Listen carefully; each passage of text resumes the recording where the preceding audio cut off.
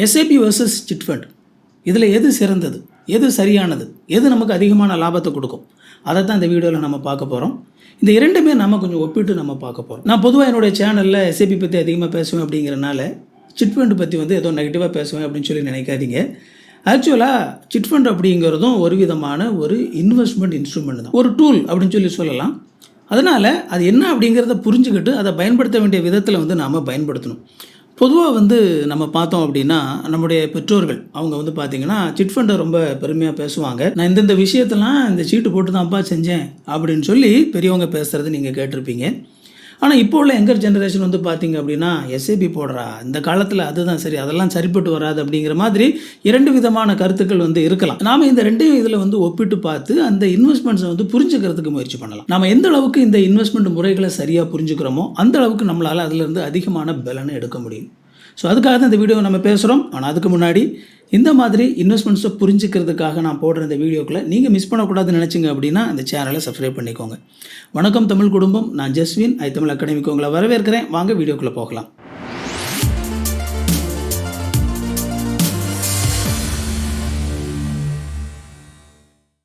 Chit fund பற்றி ஒருவேளை உங்களுக்கு தெரியாது அப்படின்னா, மேபி ஒரு யங்கர் ஜென்ரேஷனாக இருந்தீங்க அப்படின்னா சிட் ஃபண்ட்னா என்ன அப்படிங்கிறத முதலாவது நம்ம பார்த்துடலாம். இந்த சிட் ஃபண்ட் அப்படிங்கிறது ஒரு குறிப்பிட்ட அளவிலான ஒரு எண்ணிக்கையில் ஒரு சில நபர்கள் சேர்ந்து எல்லாரும் சேர்ந்து காசு கொடுக்குறது. உதாரணத்துக்கு ஒரு 20 பேர், 30 பேர், 50 பேர், இந்த மாதிரி ஃபிக்ஸடாக ஒரு சில எண்ணிக்கையில் பொதுவாக மக்கள் சேர்ந்துக்குவாங்க. அவங்க எல்லாருமே மாதம் ஒரு குறிப்பிட்ட தொகையை மொத்தமாக ஒரு தட்டை கொடுக்கறதா ஒத்துப்பாங்க. ஒருவேளை இது ஒரு 20 பேர் கொண்ட குழு அப்படின்னா அவங்க எல்லாரும் ஆளுக்கு 5000 ரூபாய் கொடுக்குறாங்க அப்படின்னா அது 1 லட்ச ரூபாய் ஆச்சு. ஸோ அது எல்லாருமே ஃபோர்மேன் அப்படிங்கிற ஒரு ஆள்கிட்ட கொடுப்பாங்க. அதாவது அந்த சீட்டை நடத்தக்கூடிய நபர்கிட்ட இந்த பணத்தை கொடுப்பாங்க. அதை கொடுத்ததுக்கப்புறமா ஏலம் அப்படிங்கிறது நடக்கும். யார் குறைவான அமௌண்ட் எனக்கு வேணும் அப்படின்னு சொல்லி கேட்குறாங்களோ அவங்களுக்கு அந்த மொத்த அமௌண்ட்டில் இருந்து அவங்க கேட்குற அமௌண்ட் எடுத்து கொடுக்கப்படும். இதில் ரிமைனிங் இருக்கக்கூடிய பணத்தில் ஒரு 5% இந்த சீட்டு நடத்துகிறவர் கமிஷனாக எடுத்துப்பார். அதுக்கப்புறமா மீதி இருக்கக்கூடிய பணம் பார்த்தீங்க அப்படின்னா மற்ற நபர்களுக்கு ஈக்குவலாக அது பங்கு பிரிக்கப்படும். அதுக்கு அடுத்த மாதம் மற்றவங்க காசு கொடுக்கும்போது இந்த அமௌண்ட்டை கழிச்சுக்கிட்டு அவங்க காசு கொடுத்தா போதும், 5000 ரூபாய் கொடுக்க வேண்டாம். இந்த முழு ப்ராசஸையும் இந்த சீட்டு நடத்துகிறவங்க தான் செய்வாங்க. அதாவது ஆட்களை பார்த்து பேசி ஆட்களை சேர்த்து அவங்கக்கிட்ட காசை வாங்கி இந்த மாதிரி ஏலம் நடத்தி காசு கொடுக்குறது. ஒருவேளை யாருமே ஏலம் கேட்கல அப்படின்னா சீட்டு போட்டு அதில் ஒருத்தரை லக்கி ட்ரா எடுத்து அதில் ஒருத்தருக்கு கொடுப்பாங்க. அவர் ஒரு குறிப்பிட்ட அமௌண்ட்டுக்கு அவர் ஏலம் கேட்கல அப்படிங்கிறனால இந்த சீட்டு நடத்துகிறவருக்கான அந்த கமிஷன் போக மீதி எல்லா பணத்தையுமே மொத்தமாக நினைச்சுவாங்க அப்படின்னா அவருக்கு கொடுப்பாங்க. இதில் ஒரு முறை ஒருத்தர் ஏலம் எடுத்துட்டாங்க அப்படின்னா அல்லது ஒரு முறை ஒருத்தருக்கு பணம் கிடைச்சிருச்சு அப்படின்னா அதுக்கப்புறமா அவங்க திரும்ப ஏலத்தில் பங்கு கொள்ள முடியாது, அவங்களுக்கு மொத்தமாக பணம் கிடைக்காது. ஆனால் அவங்க கடைசி வரைக்கும் அவங்க கமிட் பண்ண அந்த பணத்தை என்ன செய்யணும், கொடுத்து முடிக்கணும். ரைட், இப்போ எஸ்ஐபினா என்ன அப்படிங்கிறத நம்ம சுருக்கமாக பார்த்துருவோம். ஒருவேளை அவங்களுக்கு தெரியலை அப்படின்னா இந்த எஸ்ஐபி அப்படிங்கிறது மியூச்சுவல் ஃபண்ட் அப்படிங்கிற ஒரு ஃபண்டில் இன்வெஸ்ட் பண்ணக்கூடிய ஒரு இன்வெஸ்ட்மெண்ட் முறை. இந்த மியூச்சுவல் ஃபண்ட் அப்படிங்கிறது பார்த்திங்க அப்படின்னா ஒரு கம்பெனி நடத்துவாங்க. அதில் ஒரு குறிப்பிட்ட ஒவ்வொரு மியூச்சுவல் ஃபண்டுக்கும் அதை ஹேண்டில் பண்ணுறதுக்கு அப்படின்னு சொல்லி ஃபண்டு மேனேஜர் அப்படிங்கிற ஒருத்தரை நியமிச்சிருப்பாங்க. இதில் அந்த ஃபண்டு மேனேஜருடைய வேலை என்ன அப்படின்னா மக்கள் கொடுக்கக்கூடிய பல நபர்கள் அந்த மியூச்சுவல் ஃபண்டில் காசு கொடுப்பாங்க. ஸோ அந்த காசெல்லாம் அவர் எடுத்து அதை ஸ்டாக் மார்க்கெட்டில் இன்வெஸ்ட் பண்ணுறவங்களுக்கு லாபத்தை சம்பாதிச்சு கொடுக்கறது. இந்த எஸ்ஐபியில் இருக்கிற மிகப்பெரிய ஒரு ப்ளஸ் பாயிண்ட் என்னன்னு சொல்லி பார்த்தீங்க அப்படின்னா உங்களுக்கு ஸ்டாக் மார்க்கெட்னா என்ன அப்படிங்கிறத நீங்கள் புரிஞ்சு வச்சிருக்க வேண்டிய அவசியம் இல்லை. நீங்கள் ஒரு மியூச்சுவல் ஃபண்டில் நீங்கள் எஸ்ஐபி போட ஆரம்பிச்சிட்டிங்க அப்படின்னா அந்த ஃபண்டு மேனேஜர் இந்த இன்வெஸ்ட்மெண்ட் எல்லாத்தையும் பார்த்துக்கிட்டு உங்களுக்கு பதிலாக எல்லா டெசிஷனையும் எடுத்துருவாங்க. ரைட், இப்போ இந்த சிட் ஃபண்ட் அப்புறமா இந்த எஸ்ஐபி இந்த இரண்டுக்குமான வித்தியாசத்தை நம்ம நல்லா புரிஞ்சுக்குவோம். ஏன்னா இதை நல்லா புரிஞ்சுக்கிட்டால் தான் நான் முன்னாடியே சொன்ன மாதிரி இதிலேருந்து அதிகமான பலனை என்ன செய்ய முடியும், நம்ம எடுக்க முடியும். ஸோ ஒரு 8 வித்தியாசங்களை முதலாவது நம்ம பார்க்கலாம். யார் இதுக்கு பாதுகாப்பு கொடுக்குறாங்க அப்படிங்கிறத முதலாவது நம்ம பார்க்கும்போது சிட் ஃபண்ட் மாநில அரசாங்கங்களுடைய கட்டுப்பாட்டுக்குள்ளே வருது. அதனால ஒவ்வொரு ஸ்டேட்லேயும் கொஞ்சம் ரூல்ஸ் முன்ன பின்னா இருக்கலாம்.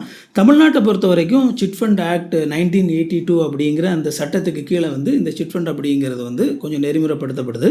ஆனால் இதில் பிரச்சனை என்ன அப்படின்னு சொல்லி நீங்கள் பார்த்தீங்க அப்படின்னா இந்த சிட் ஃபண்ட் அப்படிங்கிறது ரெஜிஸ்டர் பண்ணி தான் பண்ணணும் அப்படிங்கிற ஒரு ரூல் அரசாங்கத்தில் இருந்தாலும் பல சீட்டு நடத்துகிற பல நபர்கள் கண்டிப்பாக அதை ரிஜிஸ்டர் பண்ணி தான் பண்ணுவாங்க அப்படின்னு சொல்லி கிடையாது. ஆனால் எஸ்ஐபியை நம்ம எடுத்துக்கிட்டோம் அப்படின்னா அந்த எஸ்ஐபி அப்படிங்கிறது செபி அப்படிங்கிற நிறுவனத்தால் நெறிமுறைப்படுத்தப்படுது. இந்த பங்கு சந்தை சம்மந்தப்பட்ட எல்லா விதமான டிரான்சாக்ஷன், இன்வெஸ்ட்மெண்ட் எல்லாமே வந்து செபியினுடைய கட்டுப்பாட்டுக்குள்ள வைக்கப்பட்டு அதற்கான விதிமுறைகள் வந்து போடப்பட்டு மிக கவனமாக வந்து இந்த செபியினால் அது கண்காணிக்கப்படுது. ஒவ்வொரு கம்பெனியும் வந்து எதில் பணம் போட்டிருக்கிறாங்க, எப்போ பணம் போட்டாங்க, எப்போ பணத்தை எடுத்தாங்க அப்படிங்கிற எல்லா டீட்டெயிலுமே வந்து பப்ளிக்கில் போடணும். அதுக்கான குறிப்பிட்ட வெப்சைட்டுக்குள்ளே நீங்கள் போனீங்க அப்படின்னா உங்களால் வந்து இந்த இன்வெஸ்ட்மெண்ட் ரிலேட்டடான எல்லா விதமான டீட்டெயிலையும் உங்களால் வந்து பார்க்க முடியும். ஸோ அது வந்து இந்த எஸ்ஐபியோட ஒரு ப்ளஸ் பாயிண்ட்டு.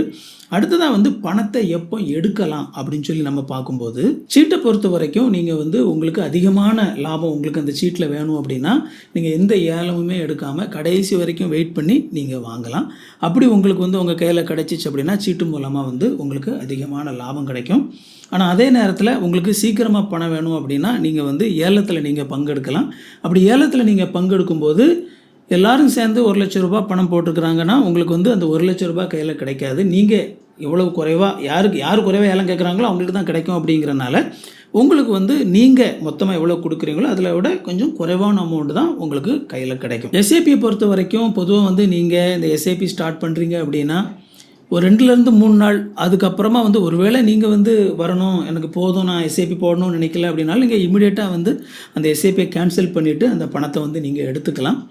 உங்களுக்கு 24/7 எப்போ வேணாலும் உங்களுக்கு ஆன்லைன் மூலமாக வந்து எஸ்ஐபியை நீங்கள் ஆக்சஸ் பண்ணிக்கலாம். ஸோ எந்த நேரத்தில் வேணாலும் நீங்கள் இதை கேன்சல் பண்ணக்கூடிய அந்த ஆப்பர்ச்சுனிட்டி அப்படிங்கிறது எஸ்ஐபியில் இருக்குது.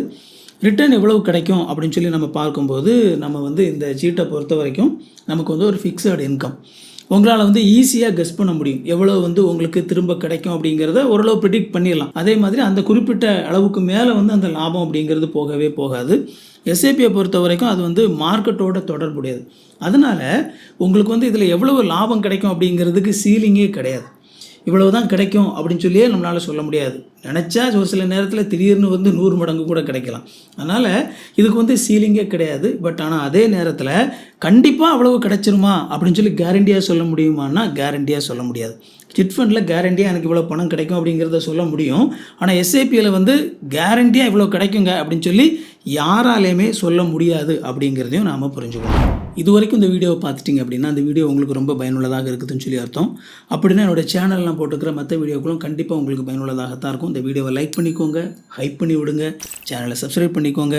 நம்ம கண்டினியூ பண்ணலாம். உங்கள் பணம் வந்து யார்கிட்ட இருக்குது, யார் ஹேண்டில் பண்ணுறா அப்படிங்கிற விதத்தில் நம்ம பார்க்கும்போது சீட்டை பொறுத்த வரைக்கும் பொதுவாக வந்து இந்த ஃபோர்மேன் சீட்டு நடத்துகிறவங்க இருக்கிறாங்க இல்லையா, அவங்க தான் உங்களுடைய பணத்தை வந்து பாதுகாப்பாக வச்சுருப்பாங்க. அவங்க தான் ஹேண்டில் பண்ணுவாங்க. ஒருவேளை வந்து அவங்க அதை ஒரு ட்ரஸ்ட்டாக பதிவு பண்ணி அதை கவனமாக நடத்துகிறாங்க அப்படின்னா ஒரு சில பேர் வந்து அதை பேங்க்கில் அந்த மாதிரி பத்திரமா வச்சு கூட நடத்தலாம். ஆனால் கண்டிப்பாக அப்படி தான் பண்ணுவாங்கன்னு சொல்லி கிடையாது. ஒரு சில நேரத்தில் அன்ரிஜிஸ்டர்டு சீட்டெல்லாம் நடக்கும். அவங்களாம் வந்து அவங்க சும்மா அவங்க கையில் தான் அவங்களுடைய பணத்தை மொத்தமாக வச்சு அவங்க வந்து ஹேண்டில் பண்ணுவாங்க. அதே மாதிரி ரெக்கார்ட்ஸ் அப்படின்னு சொல்லி நம்ம பார்க்கும்போது இதெல்லாம் மேனுவல் ரெக்கார்ட்ஸ் தான். சும்மா கையை வச்சு எழுதி ஒரு நோட்டில் அந்த மாதிரி தான் எழுதி வச்சுருப்பாங்க. ஆனால் நம்ம எஸ்ஐபியை நம்ம பார்க்கும் பொழுது எஸ்ஐபி வந்து எல்லாமே முழுக்க டிஜிட்டலைஸ் பண்ணப்பட்ட ஒரு விஷயம். ஸோ அதனால் வந்து உங்களுக்கு அந்த டிரான்சாக்ஷன் எல்லாம் என்ன நடக்குது அப்படிங்கிறது எல்லாமே உங்களுக்கு தெரியும். இந்த பணத்தை வந்து எப்படி ஹேண்டில் பண்ணணும் அப்படின்னு சொல்லி அதுக்கான ரூல்ஸ் அண்ட் ரெகுலேஷன்ஸ் நிறைய இருக்குது. உங்களுடைய பேங்க்கிலேருந்து அந்த பணத்தை ஹேண்டில் பண்ணக்கூடிய இன்னொரு பேங்க்குக்கு தான் அந்த பணம் போகும். அந்த எஸ்ஐபியை நடத்துகிறவங்க கூட அந்த பணத்தை தொட முடியாது. அவங்க வந்து அந்த பணத்தை பற்றி டெசிஷன் தான் எடுக்க முடியுமே தவிர அவங்களால டைரெக்டாக அந்த பணத்தை ஆக்சஸ் பண்ணவே முடியாது. அது மட்டும் இல்லாமல் உங்களுடைய ஆப்பில் அவங்க கொடுக்குற ஆப்லேயே வந்து என்னென்ன நடக்குது அப்படிங்கிறது எல்லாமே உங்களால் வந்து பார்க்க முடியும். ஸோ ஸ்டார்ட் பண்ணுறதுக்கு எவ்வளவு பணம் வேணும்? பொதுவாக சீட்டு அப்படின்னு சொல்லி எடுத்துக்கிட்டிங்க அப்படின்னா ஒரு ஃபிக்ஸட் அமௌண்ட், ஓகேங்களா? ஒவ்வொரு மாதமும் வந்து இவ்வளவு தான் நீங்கள் கொடுக்கணும் அப்படின்னு சொல்லி அந்த சீட்டில் சேரும்போதே அந்த சீட்டை நடத்துகிறவர் சொல்லுவார். 5,000 கொடுக்கணும், 10,000 கொடுக்கணும் அப்படின்னு சொல்லி ஒரு ஃபிக்ஸட் அமௌண்ட் இருக்கும். ஸோ அந்த ஃபிக்ஸட் அமௌண்ட் வந்து நீங்கள் என்ன செய்யணும், அவங்களுக்கு வந்து கொடுக்கணும். அதே மாதிரி எவ்வளவு நாள் கொடுக்கணும் அப்படிங்கிறதுக்கும் நீங்கள் வந்து உங்களை நீங்கள் கமிட் பண்ணுறீங்க. எஸ்ஐபியை பொறுத்த வரைக்கும் உங்களால் வந்து ரொம்ப குறைவான ஒரு அமௌண்ட்லேருந்தே ஸ்டார்ட் பண்ணலாம். ₹100 கூட ஸ்டார்ட் பண்ணலாம், ₹500 கூட ஸ்டார்ட் பண்ணலாம். நீங்கள் ஒருவேளை வந்து ஒரு மாதம் நீங்கள் அந்த எஸ்ஐபி காசு கொடுக்க முடியலை அப்படின்னா அதனால் ஒரு பெரிய பிரச்சனைலாம் ஒன்றும் வந்துடாது, ஓகேங்களா? நீங்கள் வேண்டாம் அப்படின்னா ஒரு கொஞ்ச நாளைக்கு நீங்கள் நிறுத்திக்கலாம், திரும்ப ஸ்டார்ட் பண்ணிக்கலாம், காசு கொஞ்சம் கூட்டிக்கலாம், குறைச்சிக்கலாம். இது எல்லாமே வந்து எஸ்ஐபியில் பண்ண முடியும். ஆனால் சீட்டை பொறுத்த வரைக்கும் நீங்கள் வந்து இவ்வளோ காசு கொடுக்குறேன் அப்படின்னு சொல்லி அதில் சீட்டில் நீங்கள் சொல்லிட்டீங்க அப்படின்னா நீங்கள் கண்டிப்பாக அந்த காசை வந்து கொடுத்து தான் ஆகணும். அதில் வந்து கூட குறைய அதெல்லாம் வந்து நீங்கள் பண்ண முடியாது. மாதம் வந்து தவறிட்டால் என்ன ஆகும் அப்படின்னு சொல்லி நம்ம பார்க்கும்போது, சீட்டை பொறுத்த வரைக்கும் பொதுவாக நீங்கள் வந்து ஒரு மாதம் நீங்கள் கொடுக்காம தவறுனீங்க அப்படின்னா ரூல்ஸ் படி உங்களுக்கு வந்து அதில் பெனால்ட்டி இருக்குது. அதாவது அடுத்த மாதம் நீங்கள் வந்து கொடுக்கும்போது அதுக்கான அந்த பெனால்ட்டி எக்ஸ்ட்ரா அமௌண்ட்டையும் சேர்த்து வந்து நீங்கள் கொடுக்க வேண்டியது இருக்கும். நீங்கள் இந்த மாதிரி வந்து பணத்தை கொடுக்குறவங்க வந்து கொடுக்காம அப்படி போகும்போது அந்த சீட்டு பாதிக்கப்படுறதுக்கான வாய்ப்புகள் அதிகமாக இருக்குது. ரொம்ப முக்கியமாக வந்து அன்ரிஜிஸ்டர்டு இந்த மாதிரி சீட்லாம் நடக்கும்போது 4 மாதம் ஒருத்தர் கொடுத்துட்டு திடீர்னு 5 மாதத்துலேருந்து நான் கொடுக்க மாட்டேன் அப்படின்னு சொல்லி அவங்க விளங்கி போனாங்க அப்படின்னா மொத்தத்தில் வந்து அந்த சீட்டினுடைய ப்ராசஸ் எல்லாமே வந்து பாதிக்கப்படுறதுக்கான வாய்ப்பு இருக்குது. எஸ்ஐபியை பொறுத்த வரைக்கும் நான் முன்னாடி சொன்ன மாதிரி நீங்கள் ஒரு மாதம் தவறினாலும் அதனால் ஒரு பெரிய பிரச்சனை ஒன்றும் வரப்போகிறதில்ல. நீங்கள் அடுத்த மாதமே வந்து தொடரலாம். டேக்ஸை வந்து எப்படி கால்குலேட் பண்ணுவாங்க அப்படின்னு சொல்லி பார்க்கும்போது, சிட் ஃபண்டில் வந்து உங்களுக்கு வரக்கூடிய அந்த வருமானம் அப்படிங்கிறது income from extra sources, another source அப்படிங்கிற மாதிரி வந்து பார்க்கப்படும். ஸோ அதனால் வந்து அது வந்து உங்களுடைய ஒரு இன்கம்மாக பார்க்கப்படும். அதனால் உங்களுடைய இன்கம் ஸ்லாப் இருக்கு இல்லையா, அந்த ஸ்லாபுக்கு உட்பட்டு நீங்கள் வந்து அந்த டேக்ஸை வந்து கொடுக்க வேண்டியது இருக்கும். எஸ்ஐபி நீங்கள் எடுத்துக்கிட்டிங்க அப்படின்னா அந்த எஸ்ஐபிக்கு வந்து நீங்கள் போடுற பணத்துக்குள்ள எக்ஸ்ட்ரா நீங்கள் சம்பாதிக்கிற அந்த பணத்துக்கு, அந்த லாபத்துக்கு வந்து நீங்கள் அரசாங்கத்துக்கு வட்டி கட்டணும். அதில் ஒரு வருஷத்துக்குள்ளே நீங்கள் திரும்ப அந்த காசை எடுக்கிறீங்க அப்படின்னா, எடுக்கும்போது தான் வந்து நீங்கள் என்ன செய்யணும் அப்படின்னா வட்டி கட்டணும். அங்கே உள்ளே இருந்துச்சு அப்படின்னு வட்டி கட்ட வேண்டிய அவசியம் இல்லை. நீங்கள் அதை கையில் எடுக்கும்போது ஒரு வருஷத்துக்குள்ளே நீங்கள் எடுத்திருக்கீங்க, அதில் வர்ற லாபத்துக்கு வந்து அரசாங்கம் 20% ஷார்ட் டேர்ம் கேபிட்டல் கெயின் வந்து போடுவாங்க. ஸோ அந்த லாபத்தில் 20% நீங்கள் அரசாங்கத்துக்கு வட்டியாக கொடுக்கணும். அதுவே ஒரு வருஷம் தாண்டிடுச்சு அப்படின்னா அந்த ஒரு வருஷத்துக்கு அப்புறம் எடுக்கிறது வந்து லாங் டேர்ம் கேபிட்டல் கெயினாக கருதப்படும். அப்போ வந்து நீங்கள் அரசாங்கத்துக்கு ஒரு 12% அப்படிங்கிறத நீங்கள் அவங்களுக்கு டேக்ஸாக கொடுக்க வேண்டியது இருக்கும். ஆனால் இதில் வந்து இருக்கக்கூடிய ஒரு பொதுவான விஷயம், நம்ம வந்து இந்த சீட்டுன்னு சொல்லி எடுத்துக்கிட்டாலும் சரி தான், எஸ்ஐபின்னு எடுத்துக்கிட்டாலும் சரி தான், இதில் இருக்கக்கூடிய ஒரு பொதுவான ஒரு விஷயம் என்ன அப்படின்னா, இந்த இரண்டுமே வந்து உங்களை இன்வெஸ்ட் பண்ணுறதுக்கான ஒரு ஒழுக்கத்துக்குள்ளே கொண்டு போகுது. உங்களை ஃபோர்ஸ் பண்ணி உங்களுக்குள்ளே வந்து ஒரு டிசிப்ளினை கொண்டு வந்து நீங்கள் தொடர்ந்து முதலீடு செய்வதற்கான ஒரு அழுத்தத்தை உங்களுக்கு கொடுத்து உங்களை முதலீடு பண்ண வைக்குது.